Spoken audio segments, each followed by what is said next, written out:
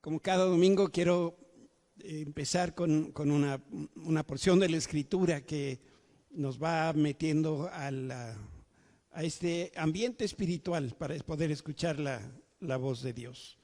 Y voy a leer primeramente Isaías 2. Dice: en los últimos días el monte de la casa del Señor será el más alto de todos, el lugar más importante de la tierra. Se levantará por encima de las demás colinas y gente del mundo entero vendrá ahí para adorar. Vendrá gente de muchas naciones y dirán: vengan, subamos al monte del Señor, a la casa del Dios de Jacob. Ahí Él nos enseñará sus caminos y andaremos en sus sendas, pues de Sión saldrá la enseñanza del Señor, de Jerusalén saldrá su palabra. Y otra porción del Evangelio que dice palabras de Jesús: yo soy el camino, la verdad y la vida. Nadie puede ir al Padre si no es por medio de mí. Y cuando leemos esto, podemos con toda confianza decir: esto es lo que dice el Señor. En esta hora muchos en la tierra preguntan y buscan respuestas. Están buscando la verdad. Y en recompensa a su esfuerzo, el Espíritu del Señor se pasea y ve a las personas que tienen hambre. Dios dice: escucha mi voz, llámame y responderé, búscame y me encontrarás. Búscame y no te desanimes por el esfuerzo que implica buscar. Estoy cerca de los que indagan e investigan. Quiero ser encontrado, quiero ser tu maestro. Nunca pierdas de vista que yo soy quien te conduce y te guía a toda verdad, porque yo soy la verdad. Tráeme tus preguntas y tus inquietudes. Pregúntame a mí antes de que busques en ningún otro lugar. Escudriña mi palabra. Escucha mi voz. Confía que yo te voy a enseñar. En el nombre de Jesús declaramos esto como ser palabra de Dios. Amén. Esta mañana quiero dar la segunda parte de lo que estuvimos compartiendo la semana pasada. Y quiero iniciar haciendo un breve repaso de los puntos más importantes del domingo pasado.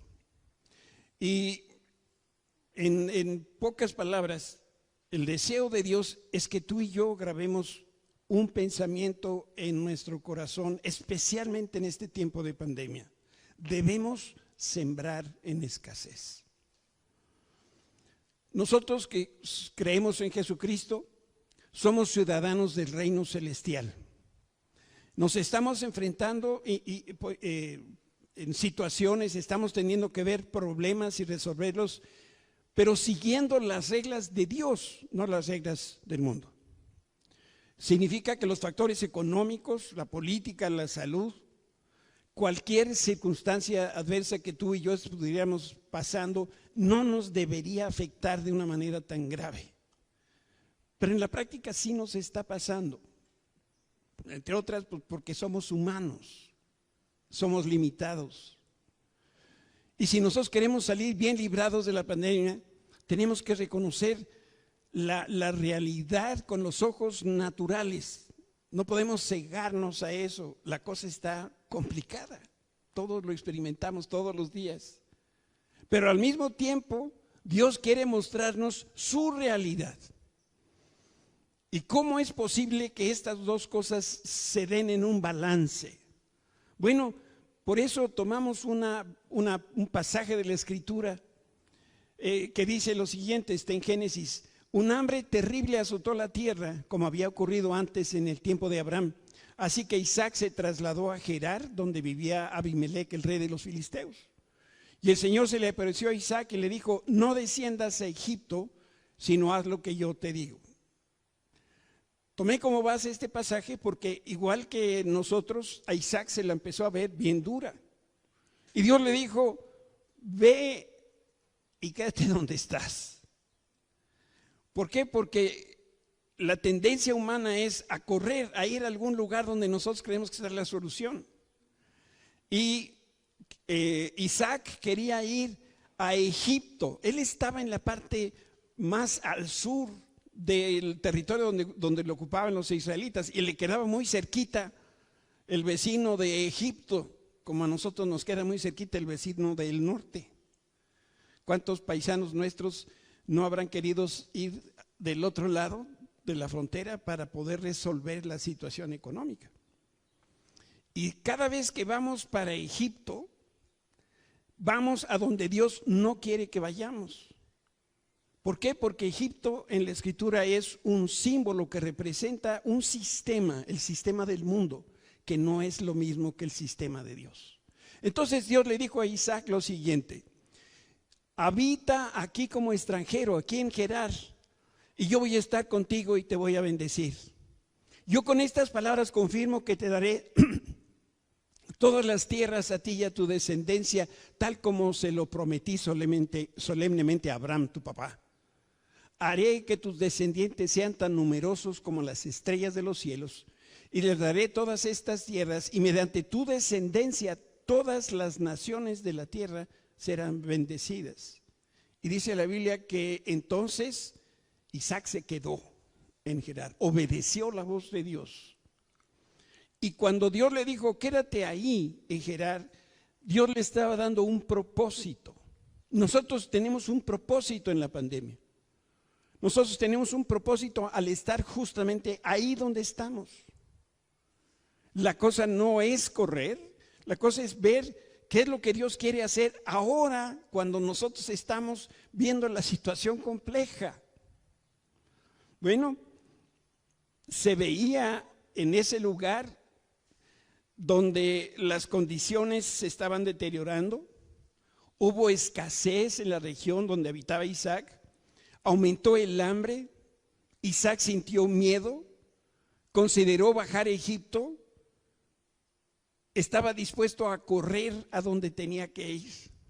Miren, esta cosa de la máscara, de la cubrebocas, cada vez que me lo pongo, ese hijo me regaña: papá, no te la toques, papá, quién sabe qué, ahora ponte gel. Yo no sé a qué horas me la pongo, le pongo gel, ya me contagié, estoy contagiando a los demás. No sé si a ustedes les pasa. Ya no sabemos cómo le hacemos. La que traigo es la P97, el Q18, no sé qué cosa, tú póntela.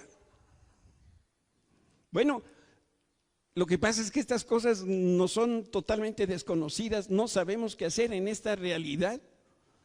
Por eso Isaac estuvo pensando si me voy a otro lugar o no.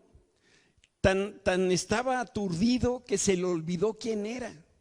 Porque Isaac es el hijo de la promesa. El hijo de la promesa de Dios. Abraham era su padre, un hombre muy adinerado, y se le olvidó todo eso cuando vino la escasez. Y algo que nosotros debemos guardar siempre en el corazón: Dios quiere lo mejor para nosotros en este tiempo. Dice la Escritura: porque yo sé muy bien los planes que tengo para ustedes, afirma el Señor, planes de bienestar y no de calamidad, a fin de darles un futuro y una esperanza en medio de la pandemia. Por eso, si las pruebas que estamos enfrentando son complejas, si el futuro lo vemos oscuro, no olvides quién eres a los ojos de Dios. Isaac era el hijo de la promesa. Nosotros somos hijos de Dios. Y si Dios es rey, ¿qué somos nosotros? Pues príncipes. Y una que otra princesa por ahí. Entonces, ¿de qué le tenemos miedo a la economía si somos hijos de quien tiene todo el oro y toda la plata del mundo? ¿A quién le tememos si me la quito, me la pongo la máscara? Si Dios es sanidad, si Dios es salud. Nuestro Dios, uno de sus nombres es ese, salud. Se nos olvida. Por eso cuando la vida de Isaac, la vida de su familia estuvo en peligro, él tuvo una pésima idea: mudarse a Egipto. ¿Por qué pensó en este lugar? Él creyó que la fuente de provisión estaba en Egipto. Creyó que en Egipto estaba la solución a sus problemas. Y creyó que ahí Dios sí le iba a dar, y donde estaba no le iba a dar.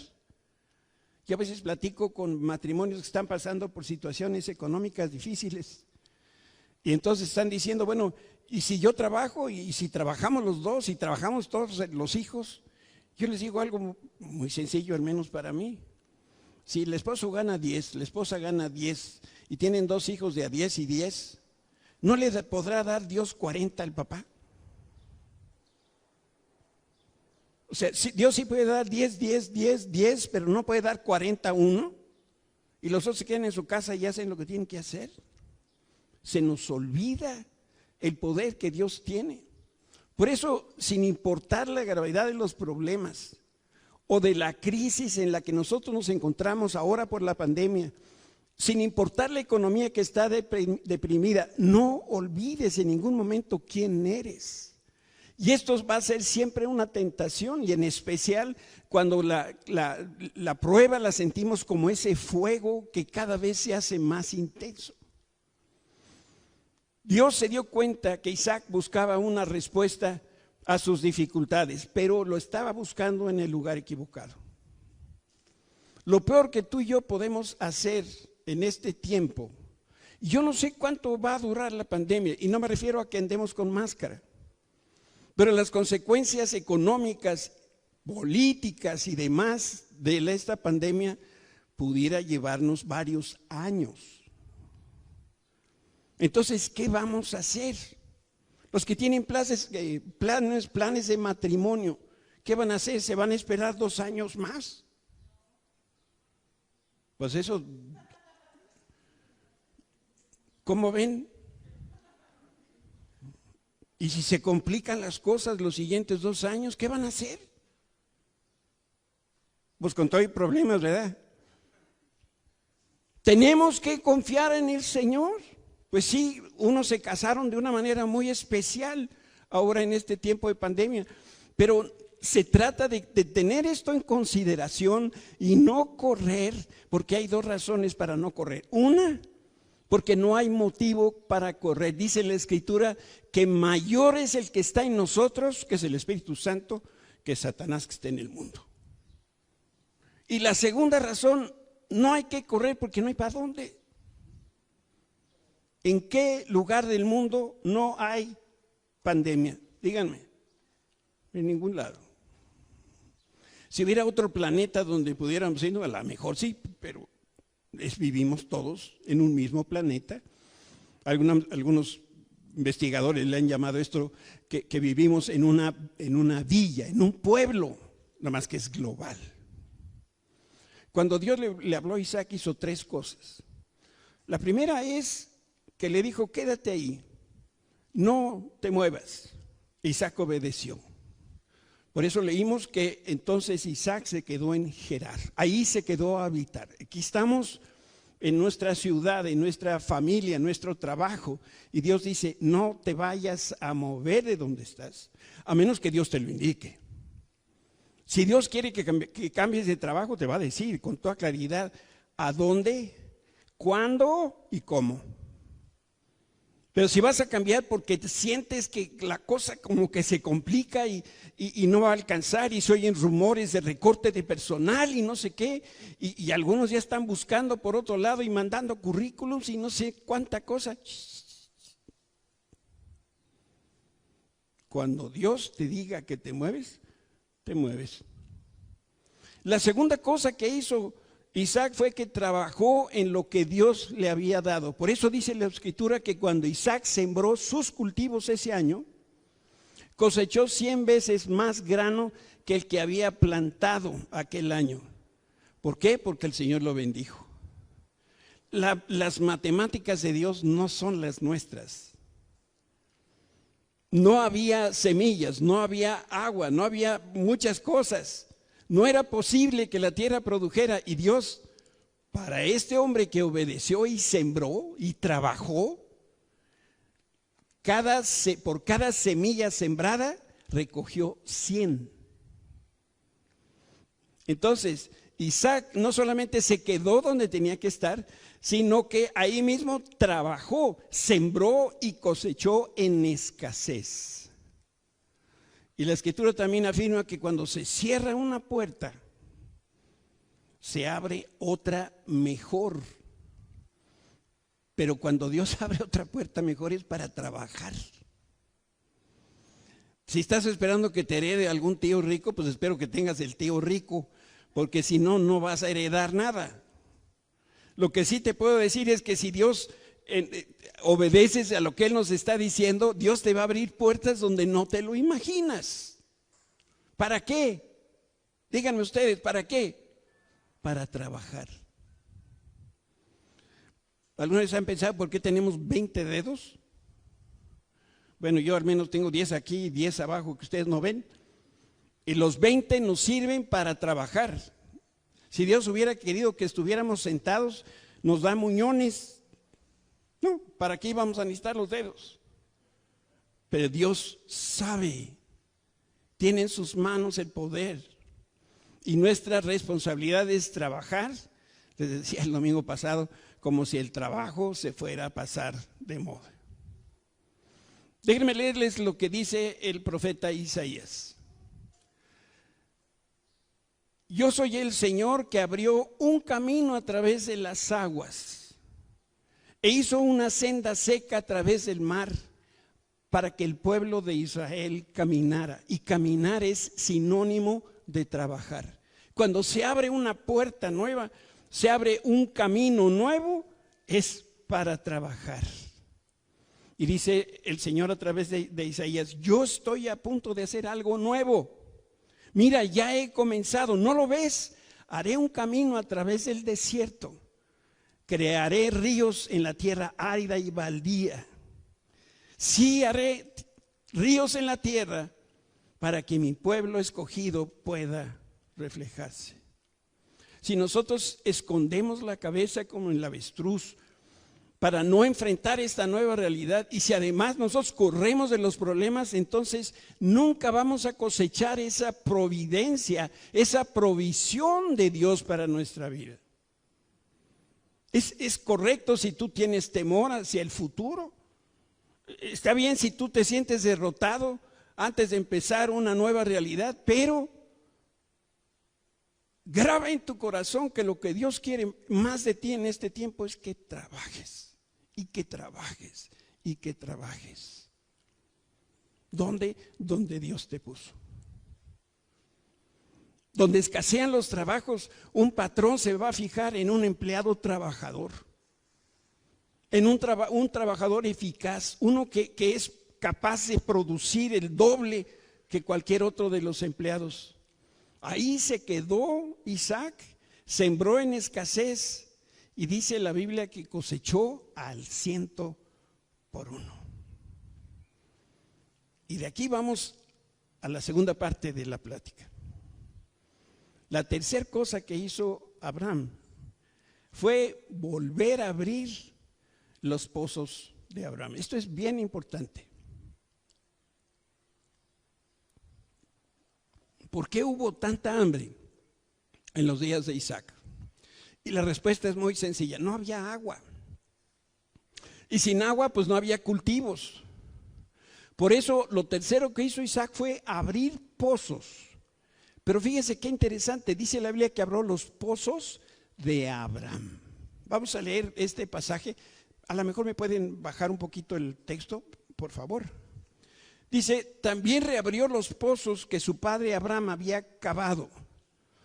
Otra de las versiones dice, y volvió a abrir Isaac los pozos de agua que habían abierto en los días de Abraham, su padre, porque los filisteos los habían tapado después de su muerte y les puso nuevamente los nombres que Abraham les había dado. El pueblo hebreo tenía como costumbre a los pozos, le llamaba de alguna manera, uno que recuerdo así a bote pronto es el vidente, ¿cómo es? Exacto, el vidente que me ve, era uno de los pozos. Bueno, dice la Biblia que abrió los pozos de Abraham y les puso por nombre los pozos de Abraham. Ese no necesitaba mucha ciencia, ¿verdad? Pero está diciéndonos algo que es importantísimo. Esto tiene un significado de carácter profético. ¿Por qué? Porque cuando nuestra fe se apaga, La fuente de donde brota la provisión de Dios se llena de escombros. Nosotros no entendemos eso porque abrimos la llave y sale agua. Bueno, a veces.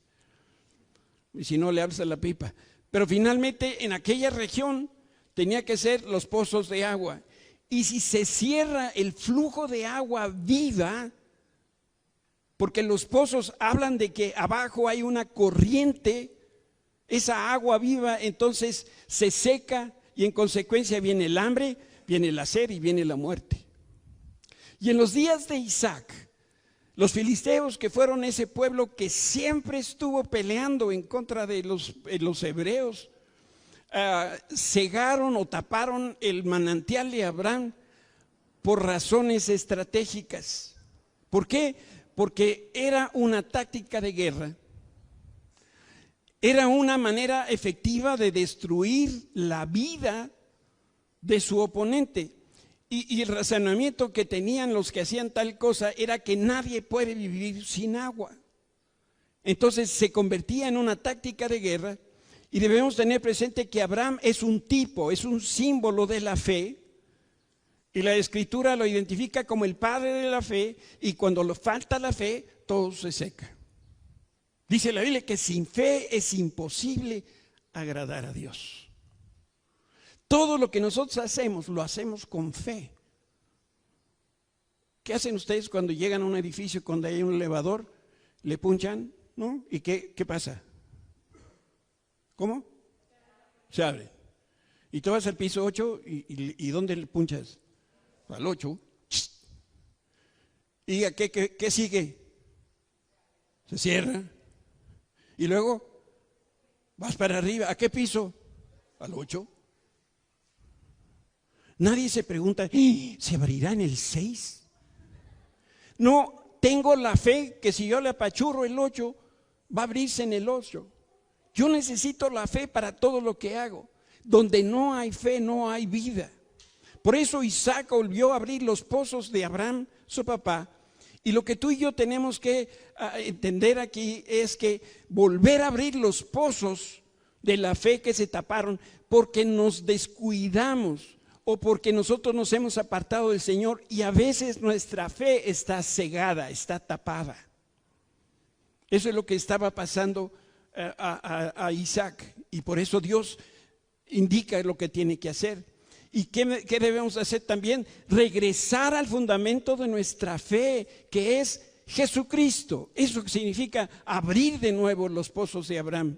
Y también debemos cuidar la basura y el escombro de nuestra vida, que es el pecado, para que entonces pueda fluir el agua que quiere enviar el Señor. Agua viva, agua de un manantial.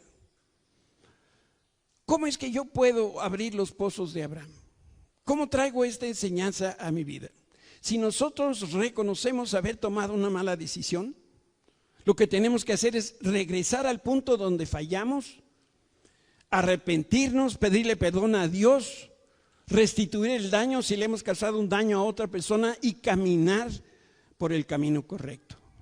Y cuando tú haces eso, estás abriendo otra vez los pozos de Abraham. Lo mismo debemos hacer si el problema es de relaciones, ya sea con Dios o con otras personas. Debemos como escarbar en lo profundo de nuestro corazón y sacar cualquier cosa que esté amenazando la fe. Si hay falta de perdón, porque te peleaste con el hermano, si hay resentimientos, si hay amargura, si hay orgullo, todo esto impide que las personas puedan tener una buena relación entre ellos. Y si nosotros no somos capaces de tener una buena relación entre nosotros, menos vamos a poder tener una relación con Dios. Por eso necesitamos en estos tiempos hacer memoria si hemos lastimado a alguien. Y si alguien a lo mejor nos lastimó, debemos escarbar ahí en lo profundo de nuestro corazón para ver que no haya nada, absolutamente nada que amenace. Y también aplica al trabajo y al ministerio. Una mala actitud puede estar afectando, puede interrumpir el flujo de vida. Y si hay un pecado o falta de fe, puede causarte destrucción y muerte. A lo mejor no te has dado cuenta, pero cuando llegas a la chamba, llegas con una cara así, yo le llamo cara de caballo, ¿no? caras largas. No digo la palabra común que luego algunos dicen, pero venimos con un, se los digo en inglés, un face. Y no nos damos cuenta que el jefe nos tiene entre ceja y ceja. ¿Por qué? Porque no tenemos la actitud correcta. Ay, me acuerdo de Luchita. Luchita era una secretaria y se los he platicado muchas veces, pero pues, Dios me recuerda a Luchita hoy, se los platico de nuevo. Luchita era una señora joven, como de 60 años, pero yo era más joven, yo tenía como 25. Y yo veía que Luchita, la entrada a la oficina, en esa oficina era a las 9 de la mañana. Y llegaba a las 9 en punto, pero venía sin máscara, ¿no? Y entonces muy alegre, muy simpática la Luchita. Y entonces a esa hora en su escritorio sacaba todo el repertorio de perfúmenes y cremas y maquillajes y todo lo demás. Y empezaba, ¿no?, a ponerse de colores. Media hora se echaba Luchita. Salíamos a las 6 de la tarde y a las 5:30 cerraba desconectaba la máquina de escribir. Y entonces le decía a Luchita, ¿me puedes hacer este memo? No, porque me estoy enfriando. Entonces necesitaba enfriarse para salir a la calle.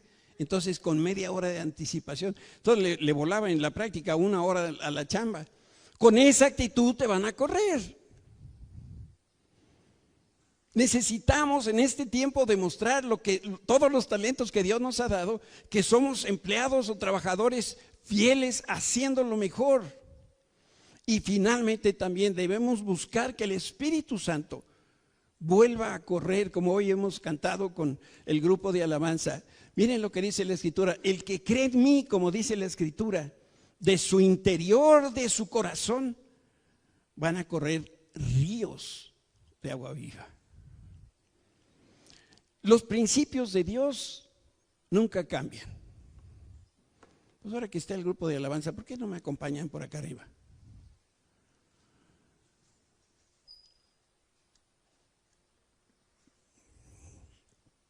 Eso es lo bonito de cuando somos presenciales. Como no tenemos script, podemos detenernos. El único que se mortifica es mi hijo. Hijito, sit down, que ahí vamos. Los principios de Dios nunca cambian. Por eso nosotros afirmamos que el Señor nunca abandona a sus hijos. Esta es una enseñanza. Y en especial, Dios no nos deja cuando estamos sembrando en escasez. Cuando hay hambre, cuando hay sed, cuando hay escasez, Dios se hace más presente.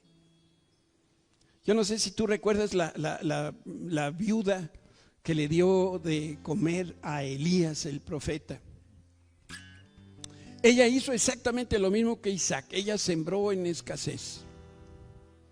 Igual por aquellos días también azotó una terrible hambruna en Sarepta, de donde era ella. Esta viuda tenía un hijo. En la pandemia de entonces no fue un virus que mataba a la gente, pero era una hambruna, una sequía que también estaba matando a mucha gente.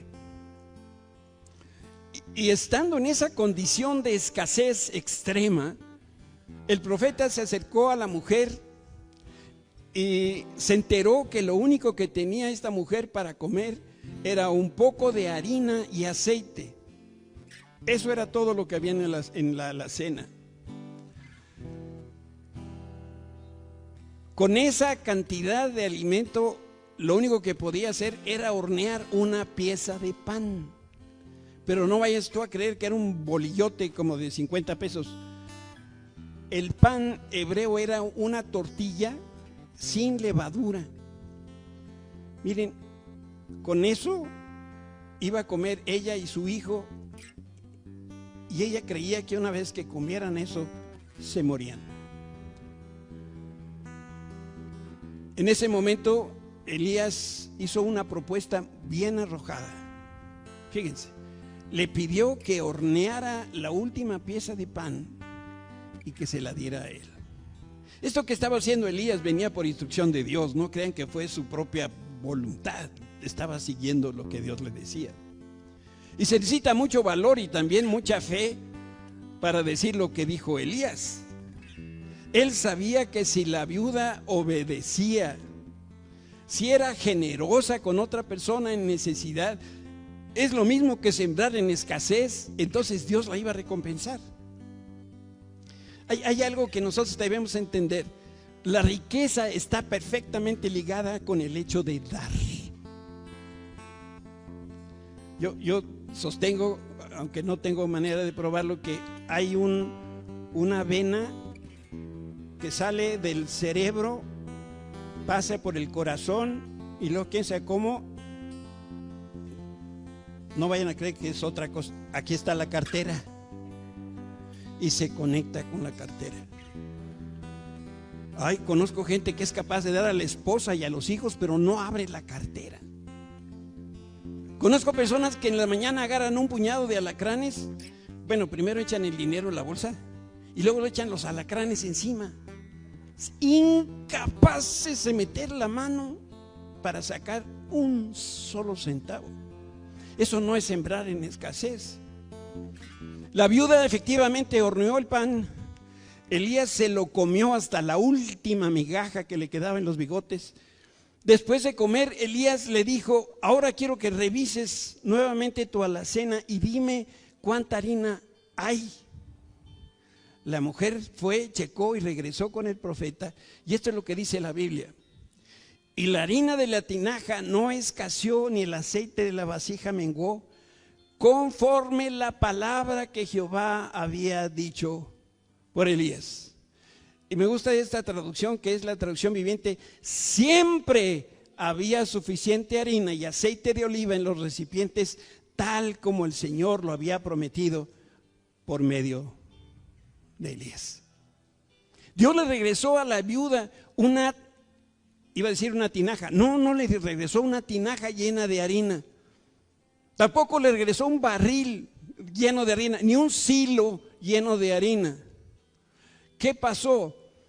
Desde ese día y para esta mujer, la provisión de Dios nunca faltó. Tan pronto la tinaja se vaciaba, el Señor la volvía a llenar. ¿Cuántas veces? Para siempre, por haber sembrado en escasez, por haber dado a otro un panecito mugroso. Bueno, ni tan mugroso. Cuando tienes hambre, esa cosa debe saber deliciosa. Desde el instante entonces que la mujer sembró en fe y en escasez, nunca faltó alimento en su casa. Dios la prosperó de una manera consistente, permanentemente. Por eso sembrar en escasez tiene mucho más mérito que sembrar cuando tienes en abundancia.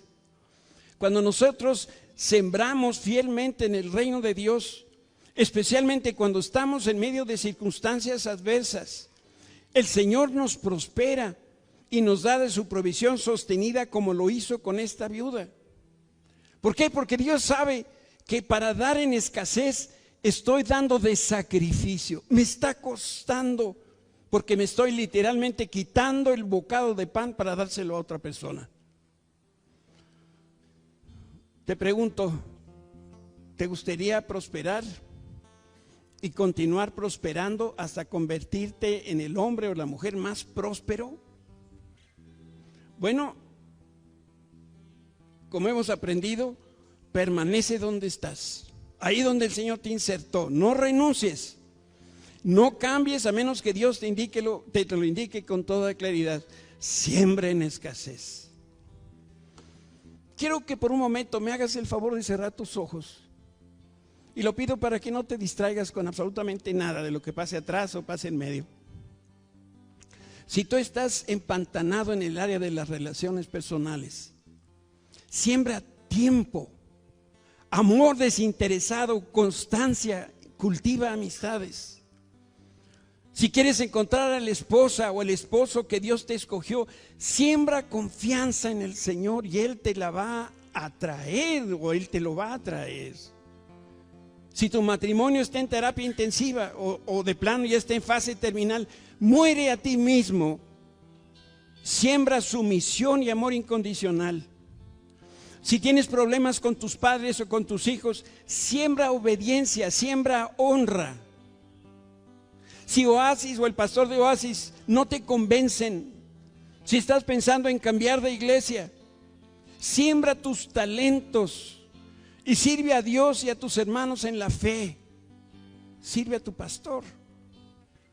Si peligra tu trabajo, tu negocio, siembra más horas de trabajo de excelencia. Siembra eficiencia y vas a recibir de parte del Señor nuevas estrategias que te van a hacer crecer. Si sientes que tu situación económica y financiera te está ahorcando, siembra en otras personas. Da de todo corazón, da con generosidad, dice la Biblia, o liberacidad. Puedes abrir tus ojos.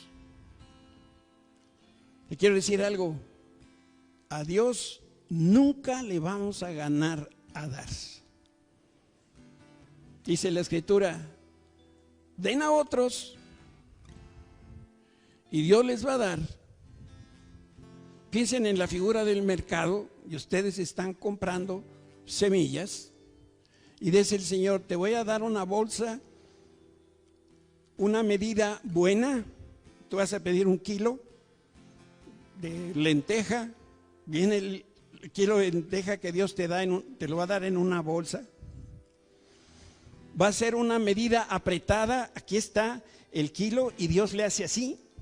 ¿Para qué? Para que quepa más. Y después te va a dar una medida sacudida. Va a voltear así la bolsa para que no quede aire, ninguna burbuja de aire para que se pueda llenar más. Y te la va a dar repleta.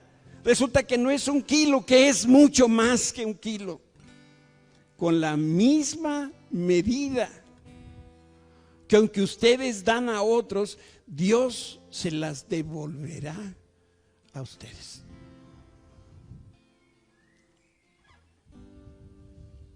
Sencillo, contundente. ¿Quieres? Entonces tienes que dar. Si tú crees que esta palabra vino de Dios a tu vida, te quiero pedir que te pongas de pie ahí donde estás, porque quiero orar por ti.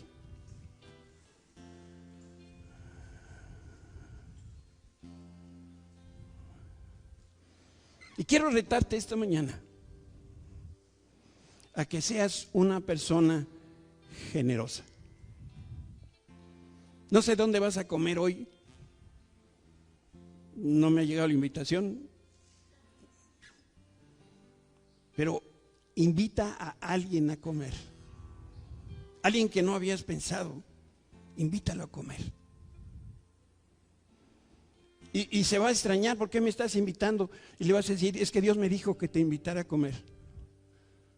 Y a la hora si le vas a llevar al restaurante, llévale un buen restaurante. San Angelín no es malo. O el Mustache, ahí en la zona Pink. Llévalo a donde tú quieras, donde ibas a comer hoy, tráete a otro. Cuando des la propina en el restaurante, no des el 10%, del 15%. Al viene, cuando sacas con tu carro, no hagas, ay, ahí está el franelero. Saca un billete 50 y dile, Dios te bendiga, compadre. Si tú siembras en escasez, Dios te va a dar con liberalidad. Padre, te bendecimos este día. Te damos gracias, Señor, por la verdad de tu palabra. Queremos tener un corazón generoso como el tuyo. Queremos ser obedientes en lo que tú nos dices. Señor, queremos ser los mejores trabajadores.